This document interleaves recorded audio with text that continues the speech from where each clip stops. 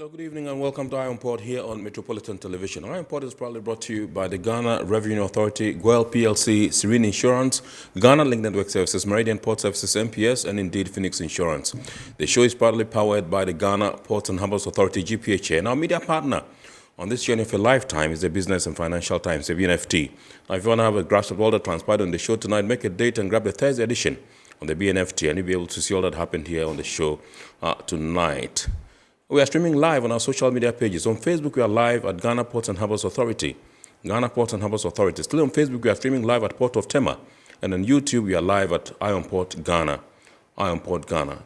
We shall be getting interactive with you. And so all you have to do is relax, sit back, grab your phones, and send us your messages and comments via our dedicated WhatsApp line, which is 0559019177.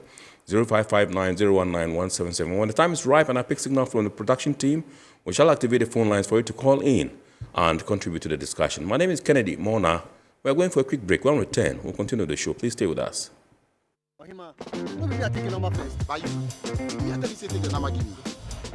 Guys, now I'm tired. I'll go on a date with whoever gets here first. Princess, really? Okay, I come. Shut up! Mame,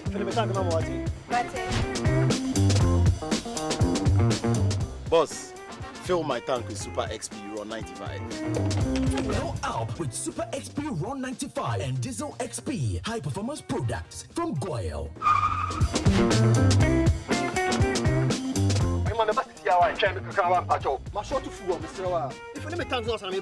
Sorry, Tony got here first, so I'm stepping with him. Oh, cut him. Hey, go for mommy.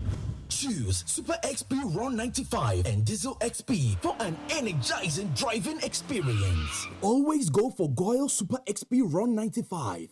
Goil, good energy. Goil is good energy. Electricity, pay your taxes. Yeah, our taxes, our future. Because you see, without our taxes, we wouldn't have good roads, good schools, better hospitals, street lights, and other very important social amenities. When we pay our taxes, we give our children free and quality education. Talga, my money too small. Why should I pay my tax? Look, small. Salifo, it doesn't matter how small or big your business or income is. You still have to pay your taxes. The little taxes from each and every one of us, when put together, could give your community clean water or that deprived school with tables and chairs. Please pay your taxes. It is your responsibility. It is your civic duty. It is the law. Impressive factory.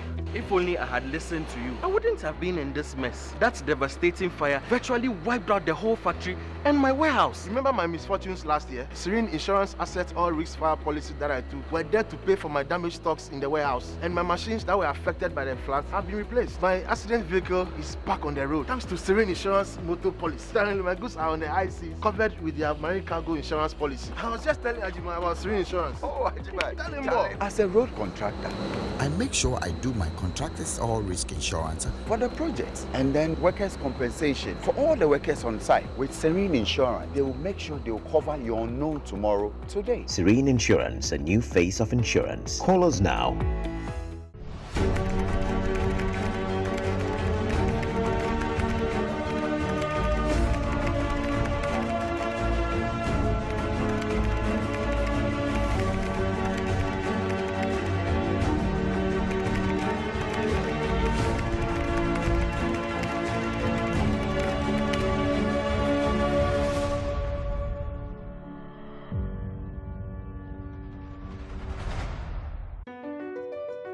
MPS Terminal 3 is Africa's new state-of-the-art container terminal at Tema Port. For manufacturers, agro-processors and traders, the new port means business can be done faster. This infrastructure boost will improve Ghana's port handling capacity, connect more trading routes, and oil the engine of growth for the economy, creating greater opportunities across all sectors as Africa's markets merge and become the largest trading bloc globally. MPS, we connect, you thrive. Business and life can be like the sea sometimes. Sometimes serene, sometimes calm, sometimes turbulent, and at times it brings the unexpected. However it is like, trust Phoenix Insurance for your home, car, business, and marine insurance needs. Call 0302 246 319 or 0243 690 492. At Phoenix, you experience a delightful service delivered with wisdom.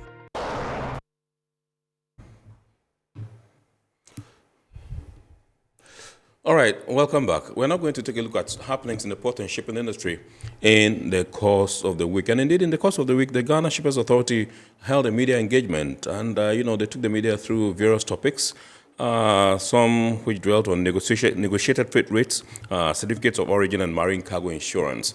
Plus the fact that the Borderless Alliance also in the course of the week, together with the Ghana Shippers Authority, held a media launch, ahead of the 10th annual conference of the Borderless Alliance. Goil also, in the course of the week, launched some, or commissioned, so to speak, some ultramodern Autogas stations across the country. And the network for professional women in the port and maritime sector of West and Central Africa was also launched. The Ghana chapter was also launched in the course of the week. These and other stories we have for you. Please enjoy. The Ghana Shippers Authority has held its 8th media seminar on shipping and logistics. The seminar, which is under the theme, Contemporary Trends and Development in Ghana's Shipping and Logistics Industry, is aimed at bringing to the fore the speedy evolvement of the shipping and logistics sector, which is one of the key drivers of the socio-economic development in the country. The media seminar also contributes to the ongoing industry-wide interventions aimed at enhancing the media's appreciation of their role in advancing the interest of the sector. In her opening remarks, the Chief Executive Officer of the Ghana Shippers Authority, Benonita Bismarck, said the authority recognizes the media as an indispensable stakeholder in its mission to effectively protect and promote the interest of shippers in Ghana. This pivotal role of the media is not lost on us here at Shippers Authority. Consequently, as we strive to provide timely and apposite solutions to importers and exporters, we have and continue to consciously maintain a professional relationship with the media. Please be assured that we appreciate you for your yeoman's role of keeping shippers and the public informed about the shipping and logistics industry. The president of the Ghana Journalists Association, Albert Kobana Jumfo, urged participants to use the knowledge acquired to enhance and promote economic growth so as to help transform the industry to become more competitive and cost-effective. Trade is by far the most significant avenue to economic growth and provides an enormous opportunity to propel our economy forward. Therefore, what we can say, or what we say about the economy, will make it attractive or otherwise as journalists. How accurately we disseminate trade information as well as information on the shipping and logistics sector is critical. A senior freight and logistics officer at the Ghana Shippers Authority, Frank Ankoma, spoke on the impact of negotiated freight rates on the shipping and logistics industry. The freight is a very significant element of the whole chain, because if you are charged wrongly or if you pay wrongfully, your whole cost will go up. I am doing one container, maybe you have 100. So you can leverage on the volumes and say, look, this is the standard price, but I'm going to do 100. So you go in and discuss with the shipping line that based on the volumes I'm able to give you, can you do a reduction for me? The head of export at the Ghana National Chamber of Commerce and Industry, Charles Arthur Interim, touched on the significance of the certificate of origin in the implementation of the African Continental Free Trade Agreement. If you are in Ghana and then you want to export to, let's say, Kenya, and you don't have any after certificate of origin, you have to pay duty, full duty. Even though the after agreement is a gradual reduction of duty, it means that if the duty is 20%, they are going to reduce it by 6% because every year they will reduce it by. But if you have it, just pay 14%.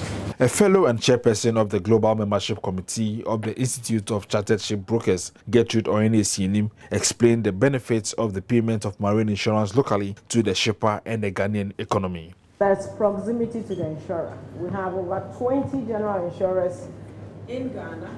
You can choose which one you want, isn't it? Again, you can sit with the insurer or your broker for them to explain the policies and the options available. Most of the goods that are coming in are insured from port to port. Meanwhile, you can even insure from the port from origin to your warehouse.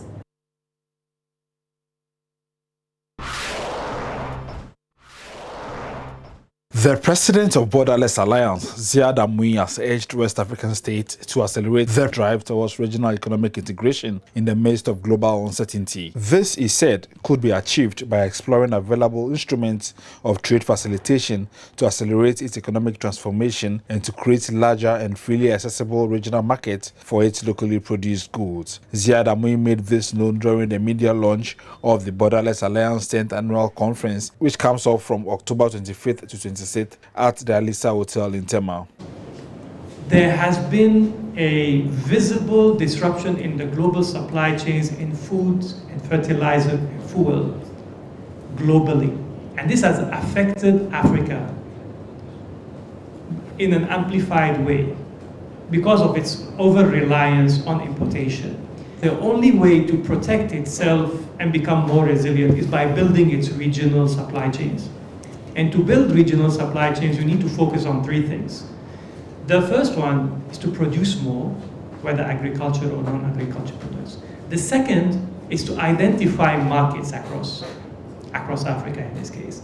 And then the third one is logistics-based, which is to move the goods from where they are from where they are produced to where they are consumed. He said removing regional barriers to trade and transport is critical to harnessing that growth and development to ensure that all West Africa's 300 million citizens benefit from it. The head of freight and logistics at the Ghana Shippers Authority, Fred Esiedudate, disclosed that the Ghana Shippers Authority had been entrusted with the mandate of protecting and promoting the interest of shippers in Ghana, and that over the years, the authority had had a strong collaboration with the Borderless Alliance in carrying out that mandate. He observed that the economies that have thrived have done so by ensuring that there is seamless movement of goods and services across borders. When you're talking about facilitation of trade, you're looking at, are there checkpoints along the corridor? What activities are done at these checkpoints? To what extent do they impede the movement of the cargo? And so our focus goes beyond agricultural products. And just as it would impede imported cargo, if you're bringing, say, yams from the north, and these yams are supposed to get to the port and meet with a vessel that is going, onto a global market. I mean, some buyer somewhere, and there is a checkpoint and there are delays. And you know that these yams are also perishable. So it causes great dislocation. Borderless Alliance annual regional conferences have become one of the leading platforms on trade facilitation, regional integration, and doing business in West Africa, where participants, decision makers, and trade experts discuss how to improve their businesses and create a more enabling business environment across the region.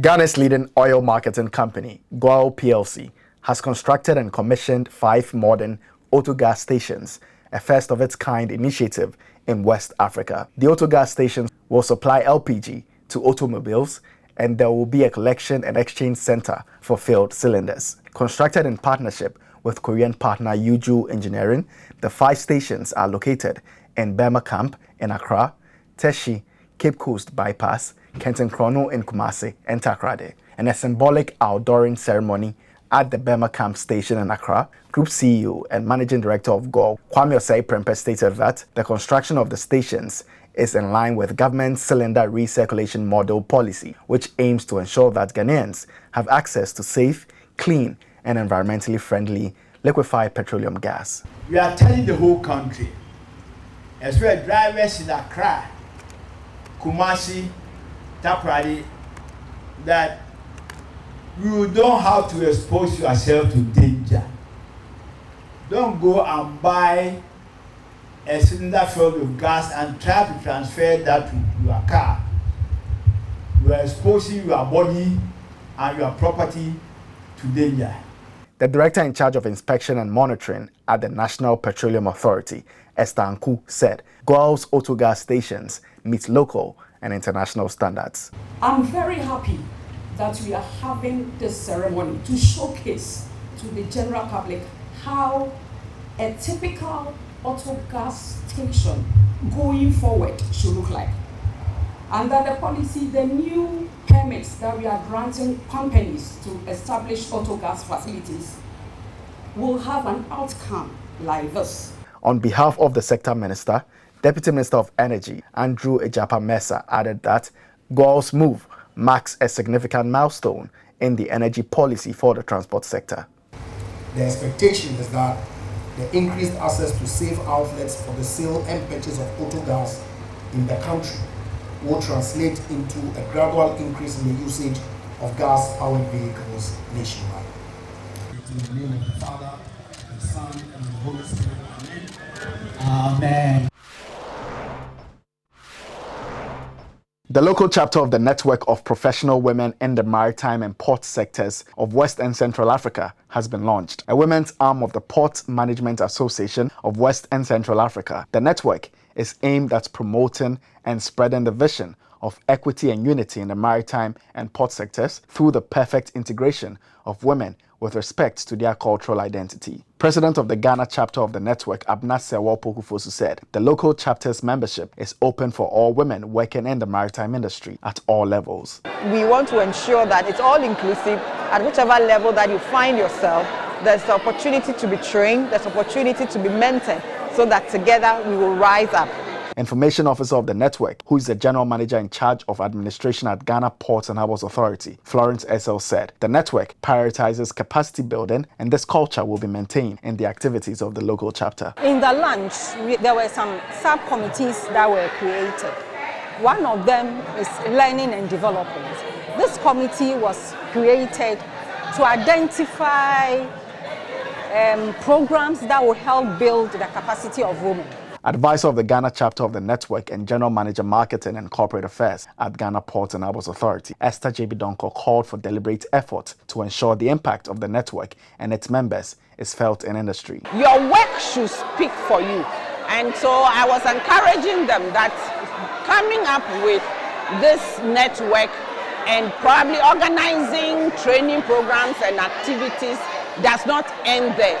You need to make sure that you are making an impact wherever you are so that everybody can see that you are contributing to the organization. That is the essence of the visibility that I'm talking about.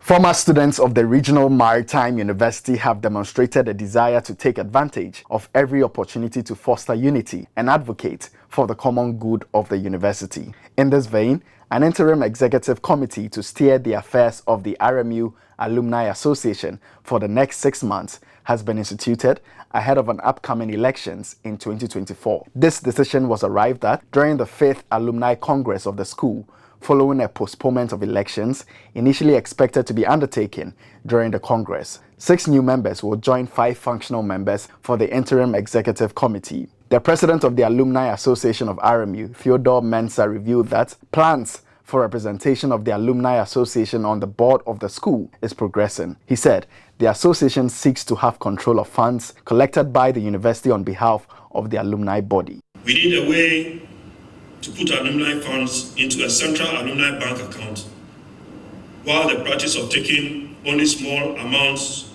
into the CD account for operations continues.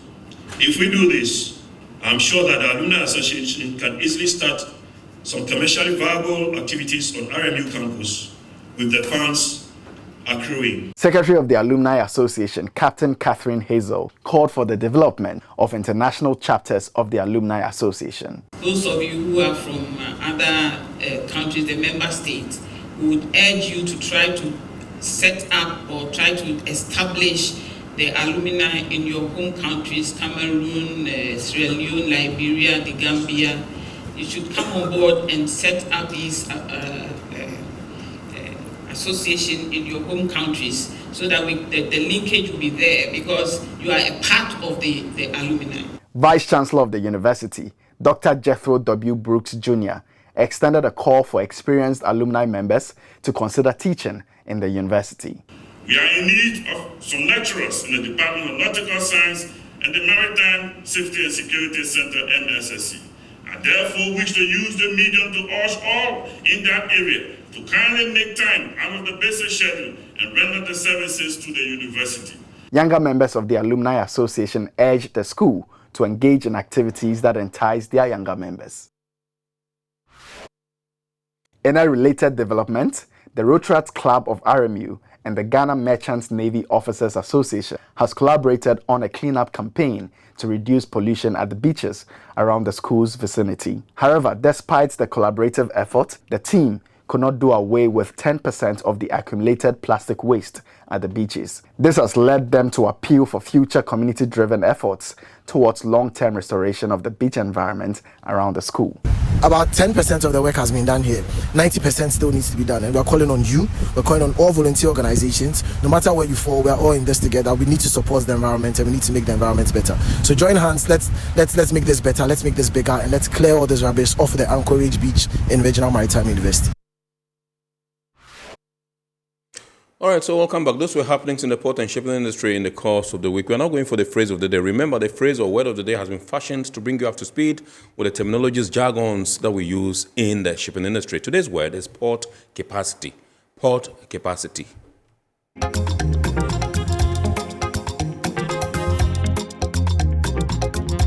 Port capacity generally refers to the engineered volume capacity for cargo in a port.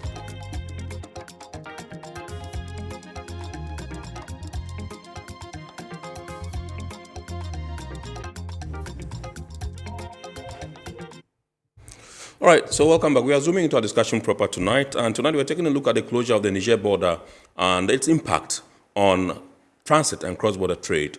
Indeed, we all heard what happened in neighboring Niger. That's a landlocked country that patronizes Ghana's ports, via transit trade. And some people even allude the, high cost of onion on the market to the closure of the Niger border. There are a lot of other issues that have arisen, and we have heard a lot of complaints, both to the Shippers Authority, Ghana Shippers Authority, and then the Borderless Alliance.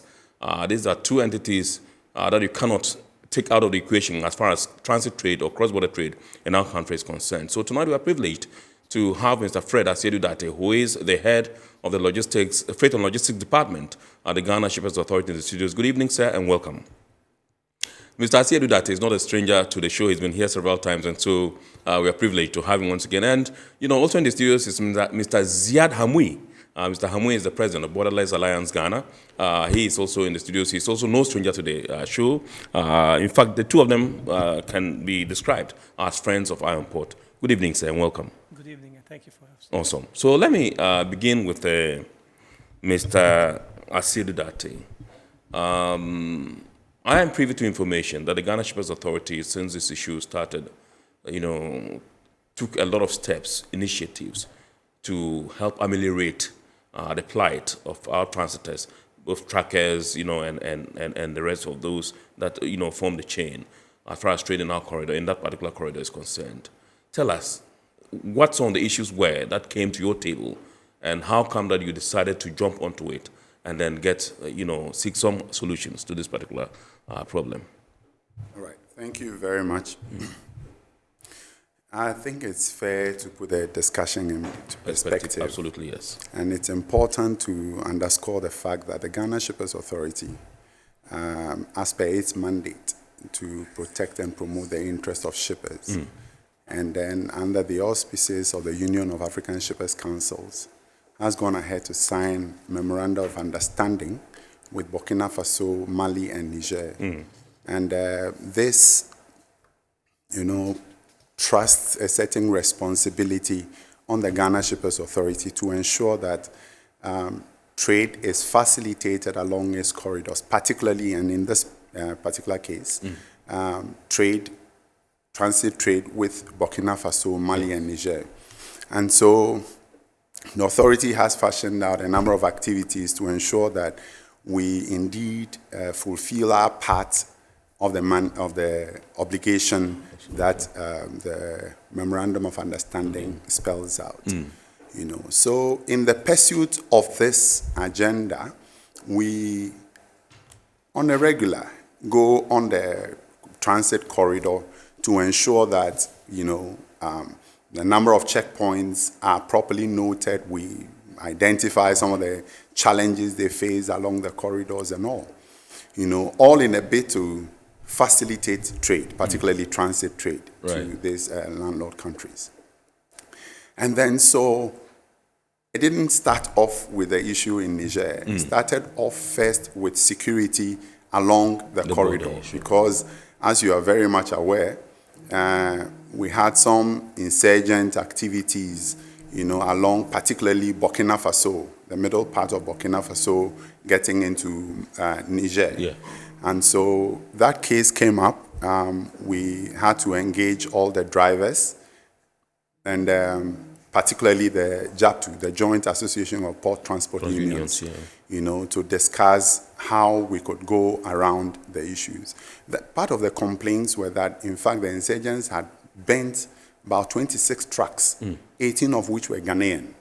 And so it was quite instructive that some action needed to be taken. Absolutely. And on our side, one of the things we sought to do was that this was an issue that required, you know, needed to be escalated. And so we got the Ministry of Foreign Affairs involved, you know, and after a number of interactions with them, we ensured that the drivers were properly sensitized on how to get around. In fact, we also got Burkina Faso Shippers Council involved to give some guidance in terms of where the trouble spots were, and then how our drivers will not be thrown into harm's way, you know. And so those were the activities we had done before, you know, the coup in Niger hit us sometime in July.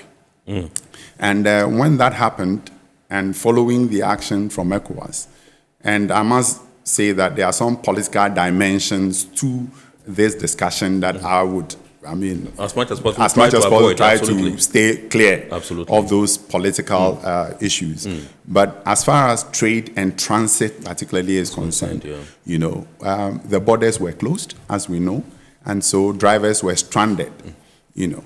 And even before the borders were closed, you know, one of the recommendations we got from the national security was to advise shippers or the truckers, hauliers, in terms of the possibility of rerouting Niger cargo to through Togo and through Benin, through the Gaia border, you know. And so that was what we did. We had to organize a whole sensitization to get the drivers to appreciate this. We got customs to make a commitment that the rerouting process was not going to be cumbersome, you know, so as to ensure that, you know, all cargo going to Niger would get to Niger without difficulty.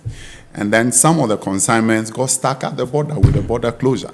And so at a particular point in time, we had over 100 trucks on the Ghana side, on the Benin side, and then we also had trucks on the Niger side, you know, trying to come back down to Ghana. And this continued for a very long time. Not much has changed, again, because the borders remain closed, you know, and so that is the situation as is. Thankfully, though, and I say thankfully because, again, looking at the angle of trade facilitation, not too long ago, we got information that the military of Burkina Faso, Niger, and Mali had come together and were collaborating to ensure that you know, cargo meant for these countries, you know, were escorted even through the previously dangerous places. And so to a large extent, we are having some volumes of cargo going to Niger, and then we are having quite a few of them also coming down. But you are right in your preamble. It's impacted trade significantly. You know, one of the commodities that Ghana particularly imports from Niger is onions. Right. And it's impacted the onion business in Ghana significantly. Yes. I mean, only recently one gentleman speaking to a media house indicated, I mean, the gentleman who operates at Ajin Kotoku market, Okay. was saying that on a regular they were getting about 20, 25 trucks per day. But with the current development, they are getting just about 2 or 3 trucks. So that's acute shortage, an acute shortage. Yes, and that is what is impacting on price. Yes, in our markets. So, in effect, this is more like the background and all of the activities and the involvement of the Ghana Shippers Authority. And we are still hoping that, you know, the political actors, you know, will see eye to eye to ensure, because for us, what is important is that cargo moves from point A to point B to benefit those who need those cargoes, you know, and so that will be it. Right. Thank you very much indeed. Awesome. Let me come to Mr. Hamwi and find out from you. You have received several complaints as well. I just want to find out from you what the current state is and what type of cargo are we talking about, apart from onion, which you know predominantly comes from Niger.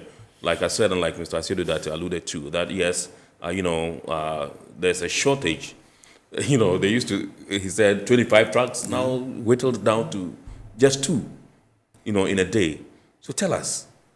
So thank you for the question.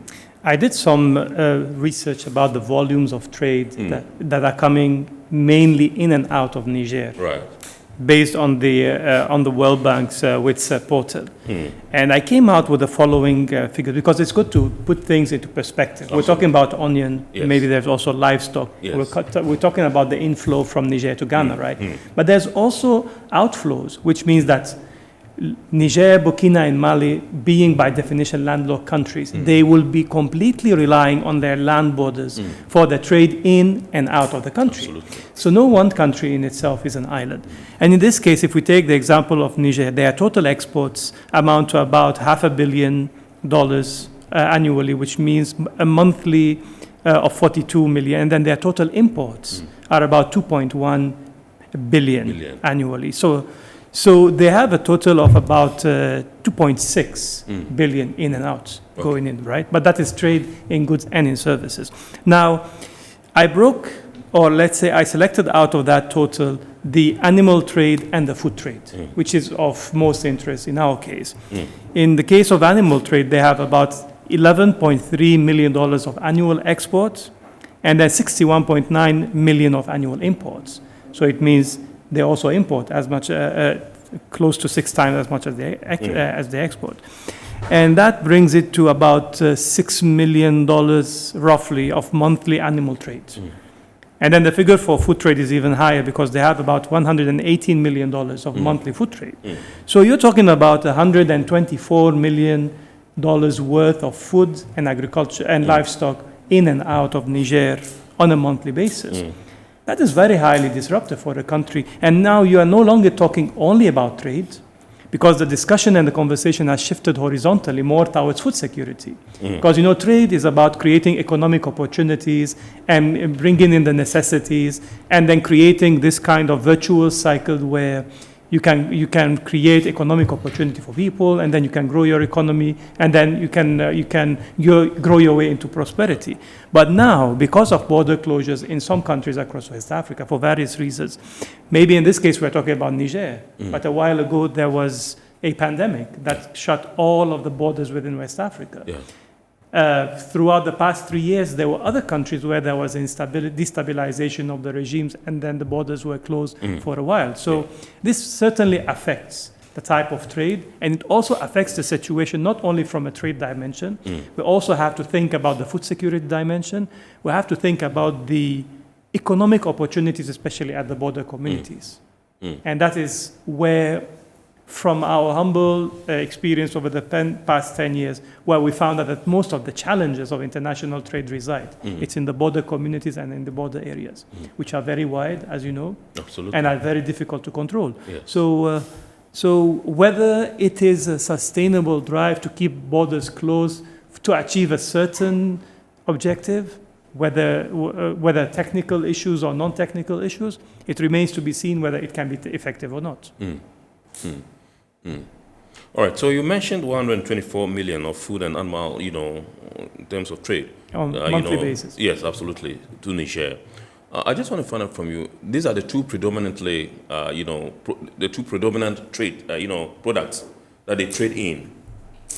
Just to clarify, this is not just bilateral trade between Ghana and Niger. I'm talking about Niger's trade globally. Okay. But then I'm saying that Ghana is one of the main gateways in and out of Niger. So if I get you right, it means Niger exports animals and food products. Yes. Okay. And many other products. Right. So most of this trade eventually comes through the coastal countries. Right. And some of this cargo passes through Ghana. And the shortages of these material on the local markets in Ghana is what creates these disruptions in terms of prices. Right. And also to shift the conversation a little bit horizontally, we are yet to see a situation where some of the countries that are facing these volatility in prices sit down and ask themselves the question about where is our sufficiency in certain strategic food items that we are consuming strategically in our countries. Right. Are we doing something at least to maintain a buffer or a minimum amount of manufacturing or growing our own foods? Will we continue to rely on food that is being produced elsewhere and importing, which makes our food security situation reliant and dependent on our trade partners? And that is a very difficult situation. All right, so let's zero down to Ghana. I just want to find out from you, between Ghana and Niger, as far as transit trade is concerned, what are the common products that they trade in? For instance, Mr. Asedu that made mention of the fact that, yes, we had about 100 trucks stuck, on the Benin side, and we had several others on the Niger side. What is the nature of these, commodities? If Mr. Asedu that will step in. Yeah, when you talk about the trade between Ghana and Niger, some of the commodities are largely salt. Salt? Yes. Okay. Rice, sugar, flour, and other. There's one very interesting one I should mention. It's tea. The one that's popularly called Atai. Atai.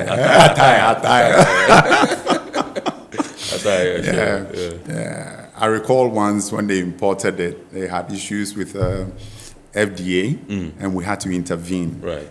Because there were some after the test, there were some issues and there were some inconsistencies.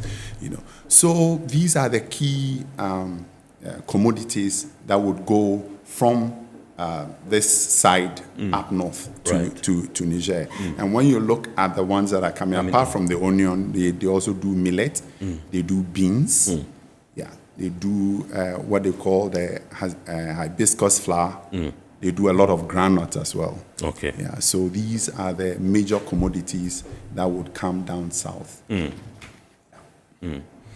All right, so let me stay with you a bit more and try to find out from you how the closure of the Niger border has impacted trade facilitation. In your preamble, you mentioned some of them, but let's take a look at generally. How has this impacted trade facilitation? We see... Premised on some of the complaints that you've received. Yeah. You see, what we seek to do in trade facilitation is to ensure that if there's a consignment that is designated to a particular place, it has an unimpeded, or it makes unimpeded progress from point A to point B. With the closure, what has happened is, I mentioned already, we had a number of trucks. And I can share some videos with you of some complaints we received from the truck drivers. Right. Where, because they had stayed there over months, it had rained and the salt was dissolving. Yes. And that the effect of that was that part of the vehicles were beginning to rust as a result of that. That is on the side. there was also the case of haulage truck drivers complaining about life at the border, because you were supposed to do a journey for, call it 7 days. And here you are 2 months, and you are stuck at the border. You know, a number of them said all of the money they had been spent. So some of the drivers' mates had to subject themselves to menial jobs, you know, to be able to survive in the space, you know. And all of those were quite challenging. In fact, I remember I said I was going to veer off the political issues, but one other thing that came as part of the complaints they gave was that, you know, it did appear that because Ghana was in support of the closure of the borders, they became an easy target, you know, to the locals, because it did appear that it's your government, you know, that is, you know, pushing this agenda of sanctions, and consequently, you know, you are part of the problem that we have in the space. I mean, so those are some of the challenges. But again, when you come to talk about the vehicle itself, I mean, if your vehicle was supposed to do a 7-day journey and is there for 2 months, you know, it's not having economic employment. You know, it's locked up. I mean, so those operators now have their capital kind of locked up. You know, that's a problem. And buyers are sitting and waiting for cargo. And if the trade was such that cargo needed to be delivered before payment was effected, then the sellers were also now, you know, in some state of, you know, I don't even know how to describe it, but that they will not be paid, you know. So all of this creates dislocations in the system. Absolutely. You know, that we hoped we hadn't gotten to this point. Mr. Hamui, let me find out from you, as an advocacy group, how has the closure of the border impeded or impacted your work?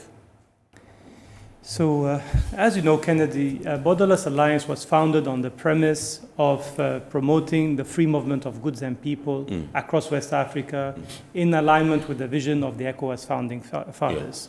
Because ECOWAS itself, as a region of 15 countries, has its own free trade agreement that allows goods that are produced locally and traded across the region to move as freely as possible.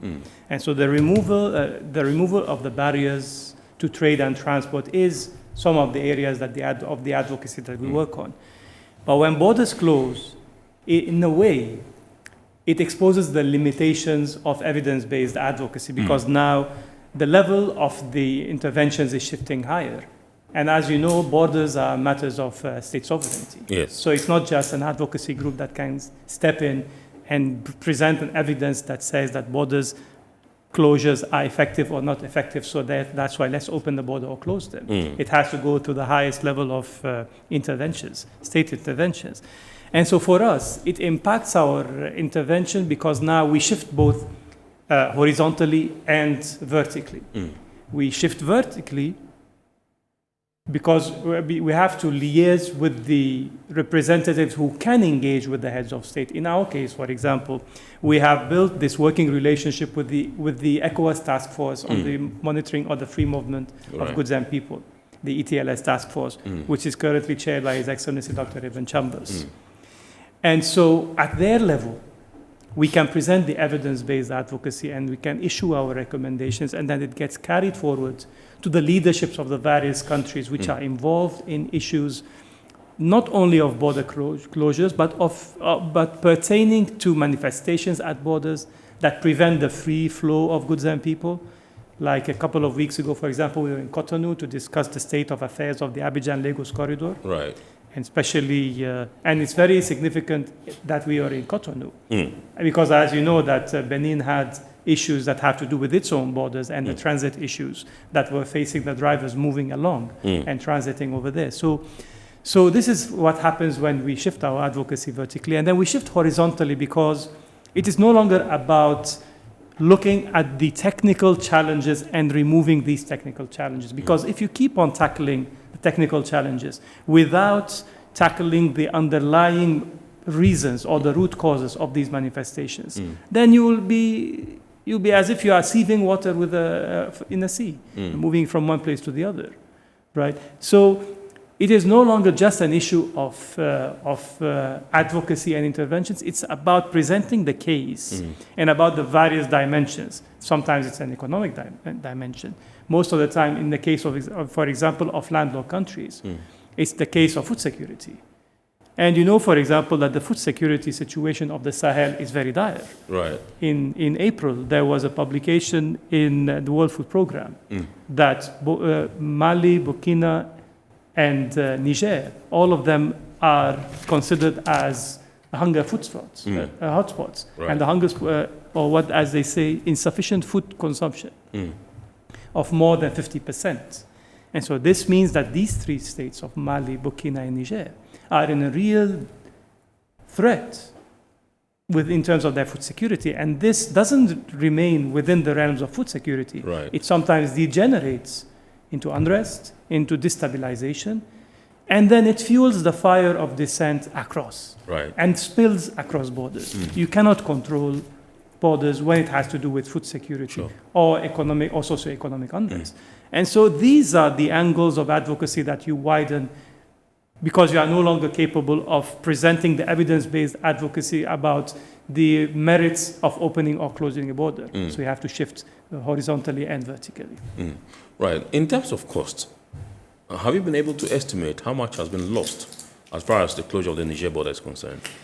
Well, from the little information which I was presenting to you earlier, I mean, a closure of the border, if you are talking about monthly a bill of 219 or $220 million of goods and services crossing the borders of Niger, as long as the border is closed, then you are technically referring to this amount of losses in terms of trade volumes. And then also, indirectly, an economic opportunity, because this cargo that moves has an ecosystem that serves it. There's logistics, there's freight forwarding, cargo handling, there's accommodation and hospitality services. All of these live off the logistics and the supply chains that are moving across the borders. And so the cost is really huge. We're talking about hundreds of millions of dollars as losses to the Republic of Benin because of these border closures.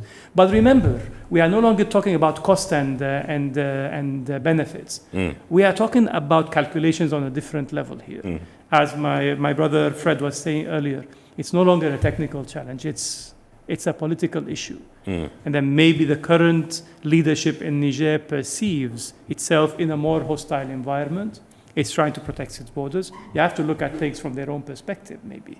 And if you look at it from the perspective of the traders and the economic operators, you might see something different.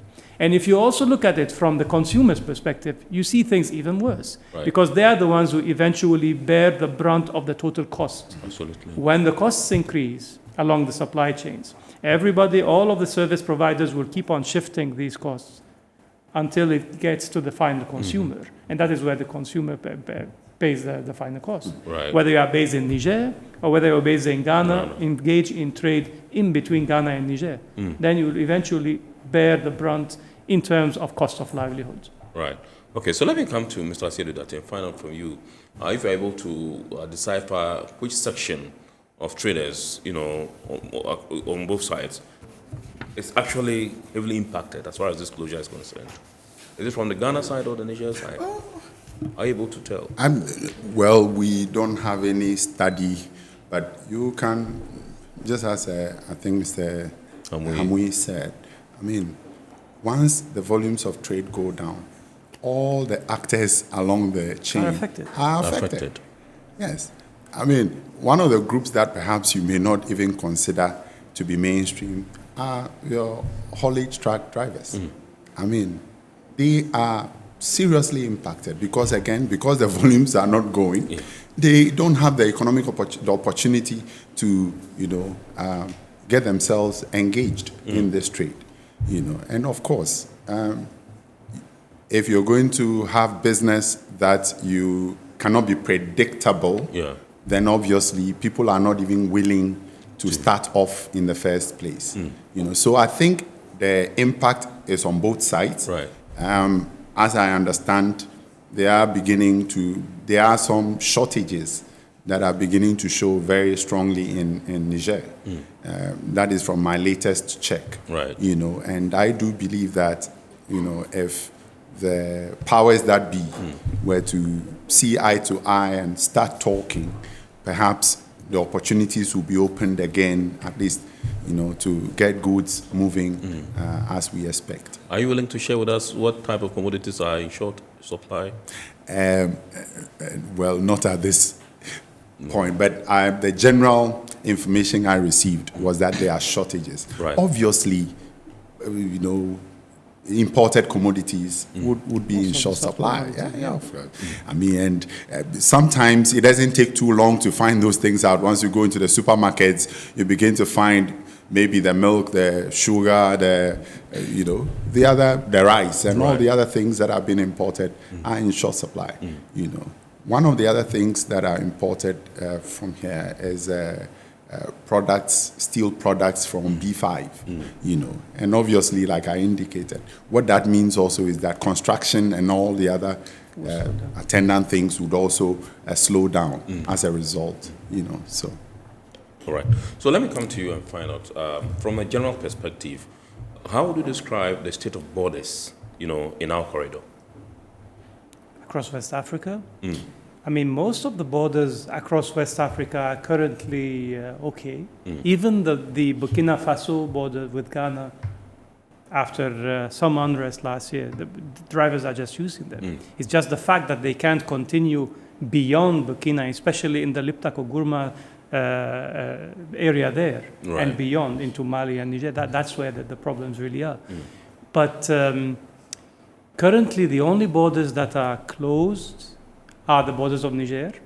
The borders of Benin have challenges, but the challenges are not about crossing the borders. Right. They are actually about the transiting and the levies and charges which are yet to be agreed and discussed between the leadership of ECOWAS and the leadership of Benin as a country.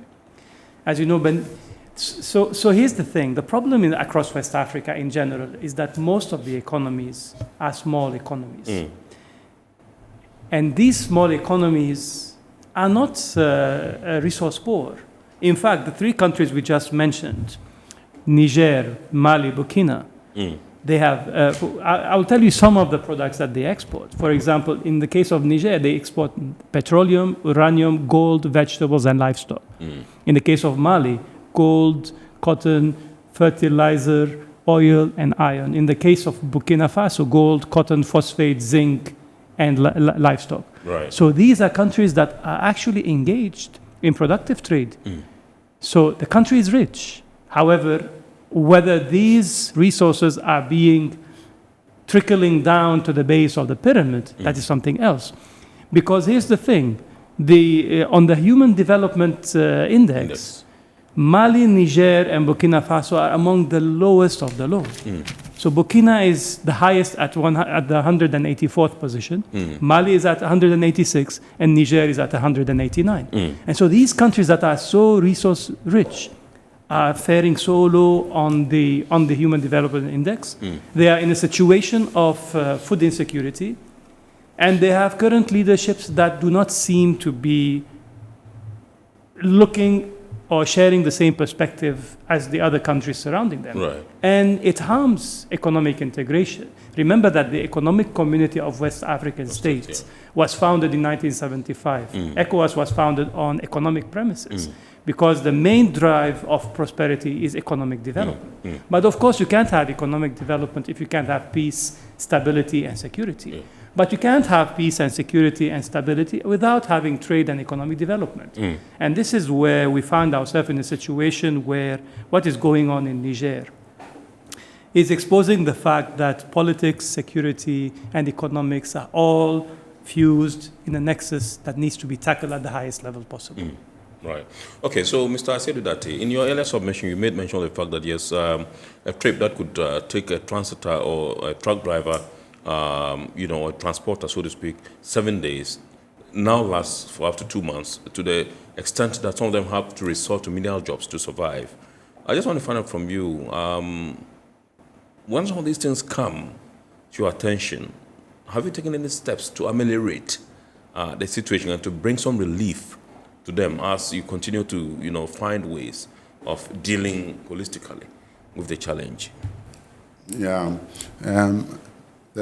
Once we received the complaints, one of the first things we did was to find out how we could facilitate a rerouting from the Benin border. And in fact, in some cases, if it was possible to even get the drivers to come all the way back to source, And so that was then.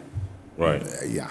But as I indicated in an earlier submission, I mentioned that because of the collaboration that exists currently between the military of Burkina Faso, Mali, and Niger, they are providing some escort.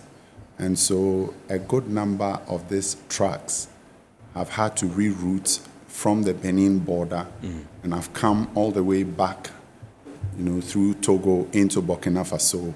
And with the escort, they are able to get into Niger. Yeah. As I understand, it is done periodically. It is not a case where, you have the free flow of vehicles in and out. So I'm sure at a certain point the vehicles converge, and then once the escort is ready, they can provide the escort into Niger. The latest information I had was that even transit cargo from Benin is coming through this route and through this new arrangement, which to a large extent is good news, because then people get to have access to the goods they need, to survive. Right. Okay, this is Iron Port here on Metropolitan Television, and tonight we are taking a look at the closure of the Niger border and its impact on transit and cross-border trade.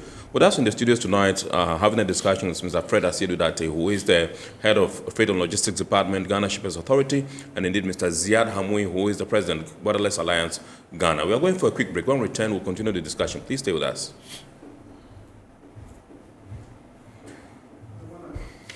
Yeah. Guys, now I'm tired. I'll go on a date with whoever gets here first. Princess, really? Okay, I come. Shut up! Mame, Philippe, can't come on. Boss, fill my tank with Super XP Raw 95. Well up with Super XP Raw 95 and Diesel XP high performance products from Goil.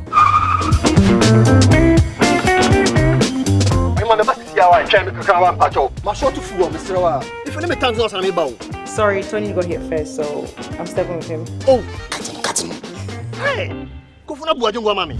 Choose Super XP Raw 95 and Diesel XP for an energizing driving experience. Always go for Goil Super XP Raw 95. Goil, good energy. Goil is good energy. Electricity, then pay your taxes. Yeah. Our taxes, our future. Because you see, without our taxes, we wouldn't have good roads, good schools, better hospitals, street lights, and other very important social amenities. When we pay our taxes, we give our children free and quality education. Talga, my money too small. Why should I pay my tax? Look, small. Salifo, it doesn't matter how small or big your business or income is, you still have to pay your taxes. The little taxes from each and every one of us, when put together, could give your community clean water, or that deprived school with tables and chairs. Please pay your taxes. It is your responsibility. It is your civic duty. It is the law. Impressive factory. If only I had listened to you, I wouldn't have been in this mess. That devastating fire virtually wiped out the whole factory and my warehouse. Remember my misfortunes last year? Serene Insurance Asset All Risk Fire policy that I took were there to pay for my damaged stocks in the warehouse. And my machines that were affected by the floods have been replaced. My accident vehicle is back on the road thanks to Serene Insurance Motor Policy. Currently, my goods are on the IC covered with their marine cargo insurance policy. I was just telling Ajima about Serene Insurance. Oh, Ajima, tell him more. As a road contractor, I make sure I do my contractors all risk insurance for the projects and then workers' compensation for all the workers on site. With Serene Insurance, they will make sure they will cover your unknown tomorrow today. Serene Insurance, a new face of insurance. Call us now.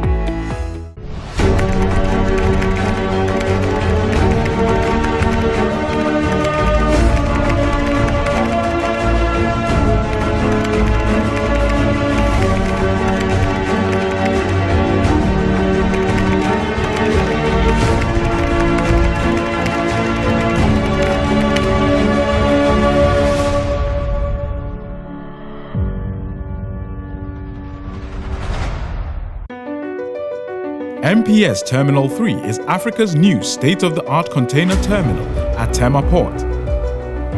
For manufacturers, agro-processors and traders, the new port means business can be done faster. This infrastructure boost will improve Ghana's port handling capacity, connect more trading routes, and oil the engine of growth for the economy, creating greater opportunities across all sectors as Africa's markets merge and become the largest trading bloc globally. MPS, we connect, you thrive. Business and life can be like the sea sometimes. Sometimes serene, sometimes calm, sometimes turbulent, and at times it brings the unexpected. However it is like, trust Phoenix Insurance for your home, car, business, and marine insurance needs. Call 0302 246 319 or 0243 690 492. At Phoenix, you experience a delightful service delivered with wisdom. All right, so welcome back. We're continuing the discussion. I've been told by the production team that the lines have been activated, and so you can call in and contribute. The number to dial is 020-552-8353, 020-552-8353. You can call in and contribute. Let me go into the inbox now and then see some of the messages that you have sent. This one says, "Hi, Iron Port. My name is Abu, working in Tema. I can confirm some of what Mr. Asedudati said. My friends who are truckers mentioned that truly, because they were Ghanaians, they faced some animosity from our friends up north." This one says, "Hello, Iron Port. Happy with the topic for discussion, even though I wish it came earlier. I heard there's an SOP, I think that's standard operating procedures, to allow goods get into Niger now. Can our experts confirm that?" No idea. If there was, that would be a good news, and they need to share it through the official channels, because that way we can also forward it to all of the transport associations, and they have their extensive networks. They can just move it through. In fact, if I remember correctly, that was what JAP2 was trying to tell me last time when we were meeting. Right. And they said all we need is for them to give us a couple of weeks window for those who were on the way when whatever happened has happened, and then we were oblivious to it, and now we are at the border. So what do we do? So give us a few days so that we can cross in and then leave out with our cargo, and then that's it. And then we try to look at whatever the border crossings applies to. So the SOP would be a great development. Right. Okay. This one says, "Hello, this is Ayarga from Tamale. I would like to know from the man from the Borderless Alliance, what's the posture of ECOWAS on the political instability in West Africa, especially how it affects the implementation of the ETLS, that's ECOWAS Trade Liberalization Scheme?" So I think the gentleman is trying to ask about the status of the implementation of the ETLS. Yes. And so the answer will be quick, but it will be twofold. The first one is that when we were in Cotonou at the Abidjan-Lagos corridor at ETLS meeting, ECOWAS was giving us a presentation about the re-engineered website and procedures for the registration of the ETLS products. So there is a database that is being adjusted in real time now. and they are going to implement that across board, so it is available at all the national accreditation offices across the 15 countries, and they are rolling it out as we are speaking. Right. This should actually accelerate the implementation of the ETLS.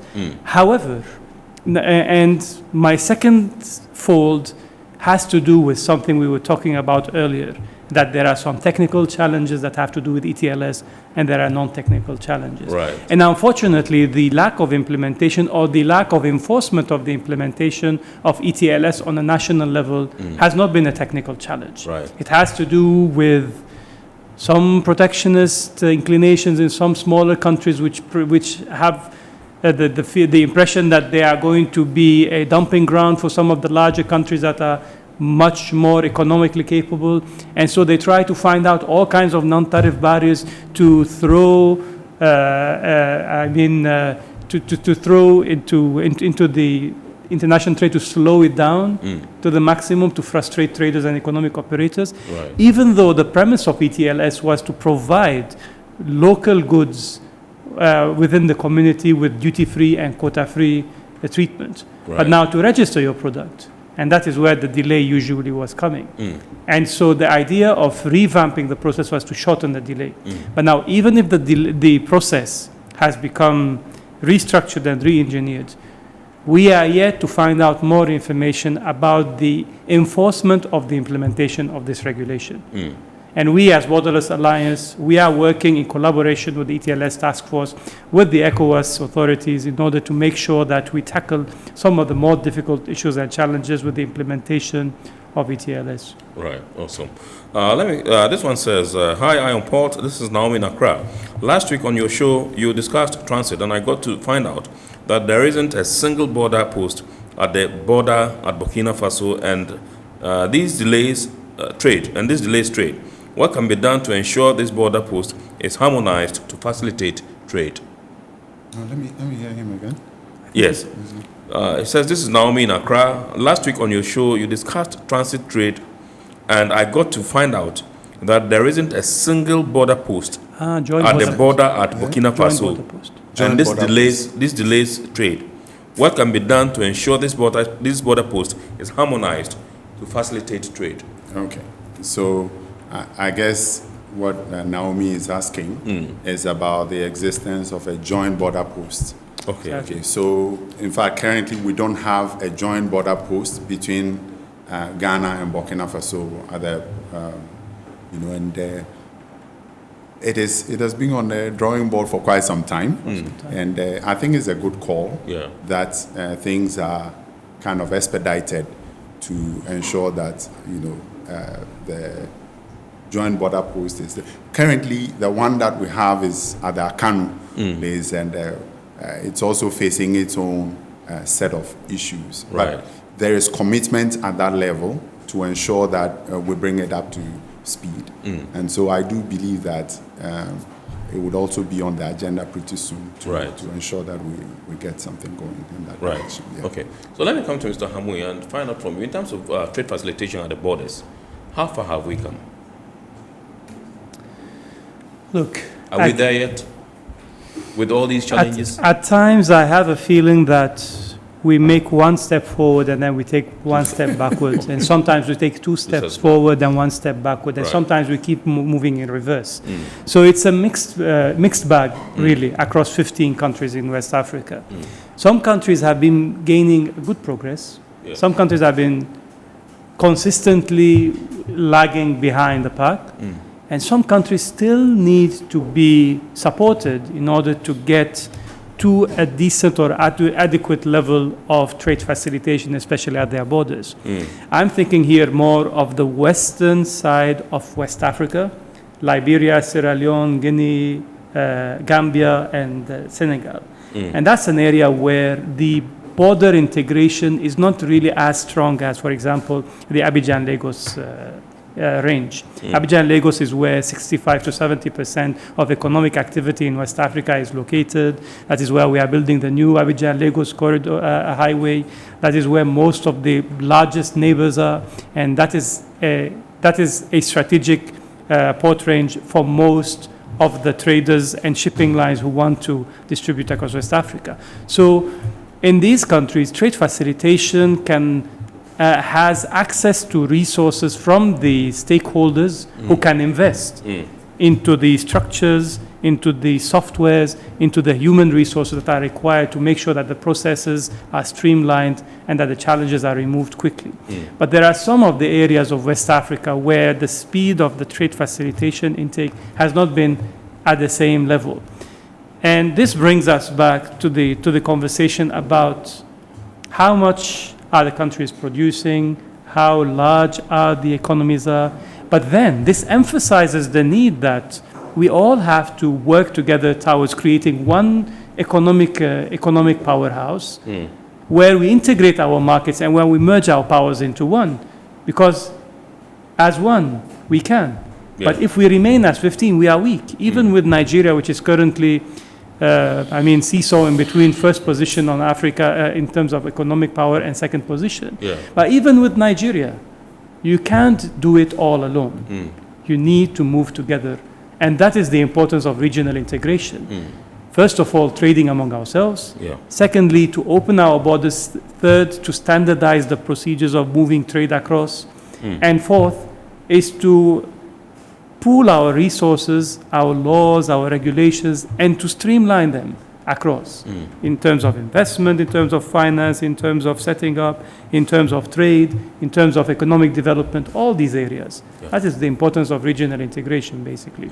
And if we, for example, as Borderless Alliance, only tackle the trade facilitation related aspects of the challenges and the technicalities, but there's a lot more that needs to go on in order to build the environment, the thriving environment that allows West Africa to move and to unlock its potential, because there's potential.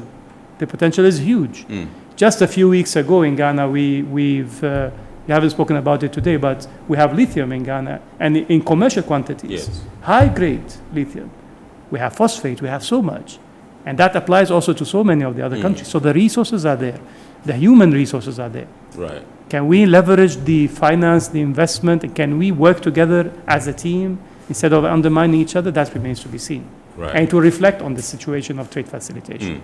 Right, let me come to Mr. Asiedu. In terms of the prospects for the guided trade initiative, how do you say the closure of the border has impacted the Africa Continental Free Trade agreement or area?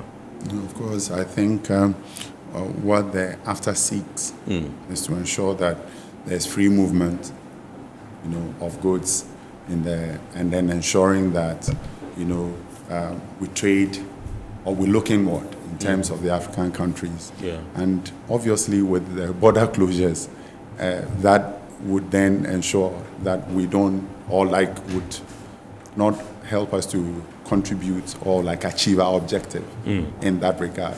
If, for instance, you look at the ideals of the AFTA, which is to ensure that prosperity is shared across, and that comes through trade.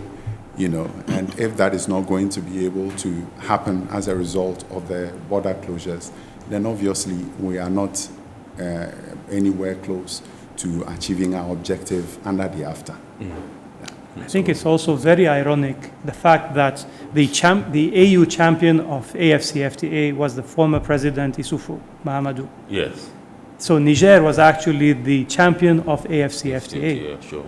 And that is the same country that decided that they are going to close their borders to the rest of the world. And it's sad, really. But of course, we are not dabbling in politics. We are remaining into the economic realm. But we're looking at politics from an economic perspective, perhaps. Absolutely.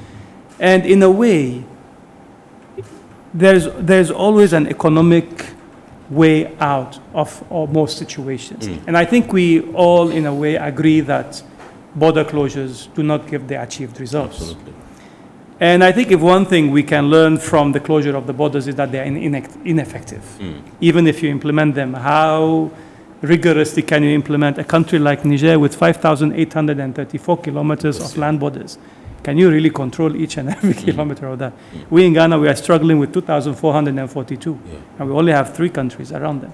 Niger has, I think, 7. Six. Yeah. So that's so much. Do they even have the resources to make sure that they can maintain the closure of the borders? So it's just disastrous. Border closures do not achieve the desired economic effect. Right. You want to add something? No. All right. So I just want to find out from you, how do we ensure that we don't compromise security in our quest to promote trade, that's cross-border trade? So that's a very good question, actually. Because as we were saying earlier, you can't have trade and development without having security and peace. But it goes vice versa also, because you can't have security and peace without having thriving and prosperous economies. And so I think the most important point is to look at the concerns of border communities across West Africa. Borders are where most of international trade has its challenges. So let us examine the concerns and the priorities of the border communities, and let us ensure that they benefit, first of all, from the trade flows across and the economic flows across these borders. That's one way of looking at things, to create resilient border communities. So resilience is important.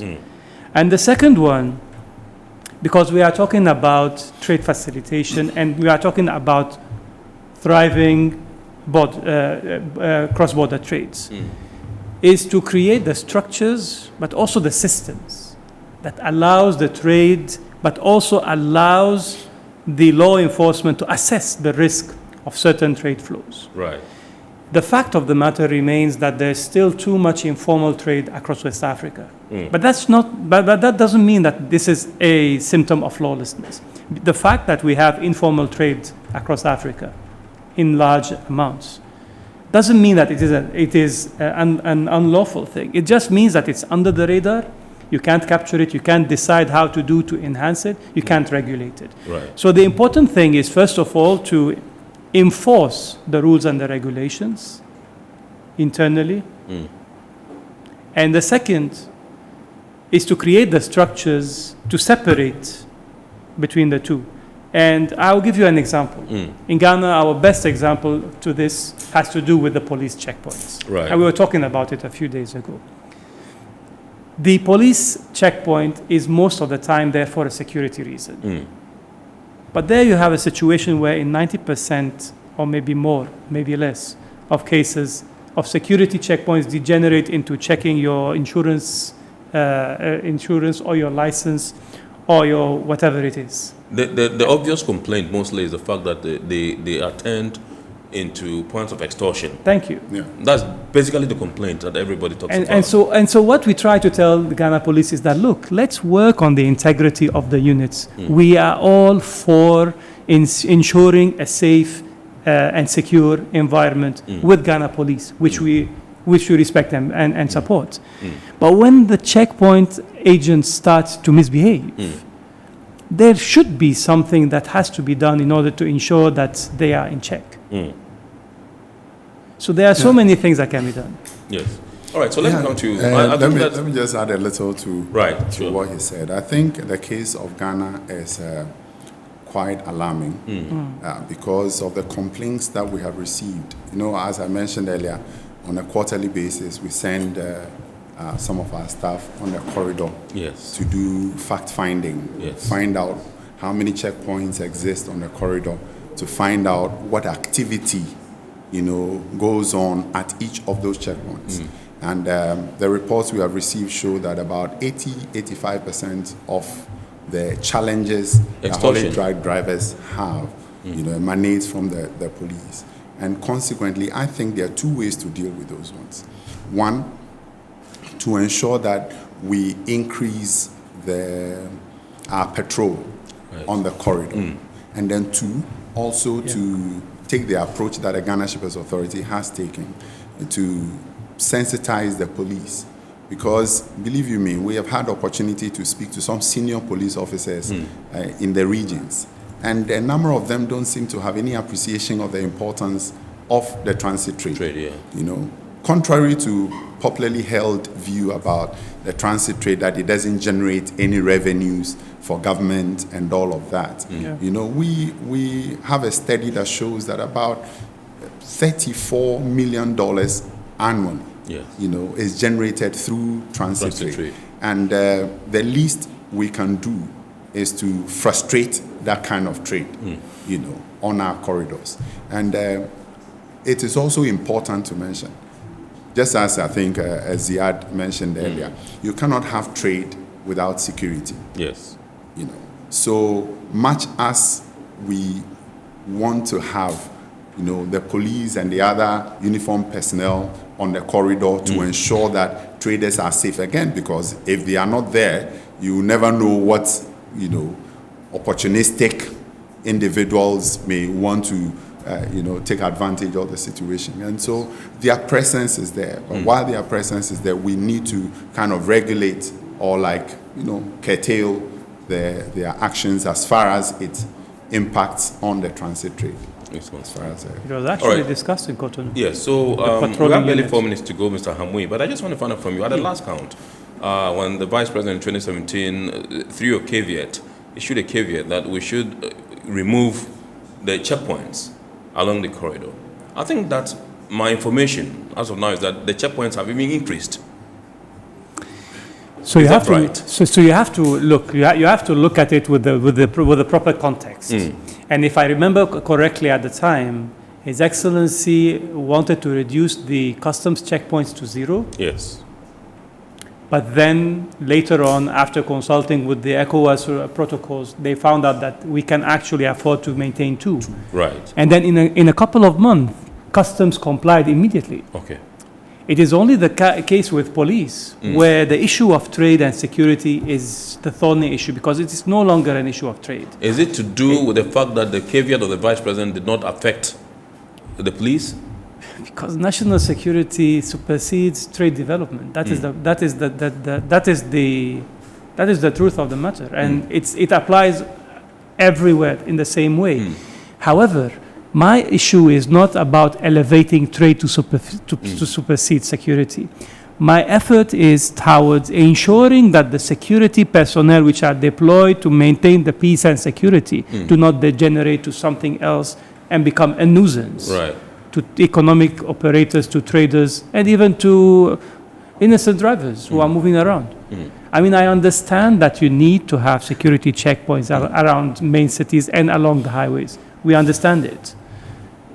But as long as they maintain the integrity and the discipline, then no one has a problem. Why do other African countries have the ability to maintain the integrity and discipline of their units? But now we are descending down a very slippery slope, so I'll stop here, basically. Right. Okay, so let me find out from Mr. Asidu that, is it true that we currently have some 80, if not plus, checkpoints from, Tema through to Aga? Yes, at our last count, we found 68. 68. Yes.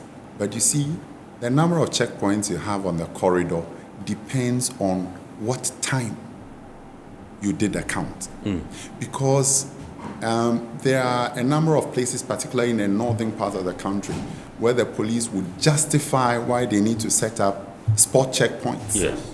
You know, because sometimes they have intelligence leading to some security matter. So they hit that point, 1 hour, 2 hours, they depart. Yes, and then they depart. Right. So the issue of the counting, that is why we have taken it upon ourselves to do a quarterly count. So you build a trend to see what is going on. If it's going up, you ask the relevant questions. You know. So, it's very difficult at any point to determine what the case is, because it changes with time and again. Yeah. If you were using the corridor at night, you realize that the numbers will change. Yeah. Yes. And if you're using at day, it will change, and whatever in the intelligence. So for us, what is important is that at every count, what we try to do is to establish contact with the regional police command. Right. And then to find out if there was any reason why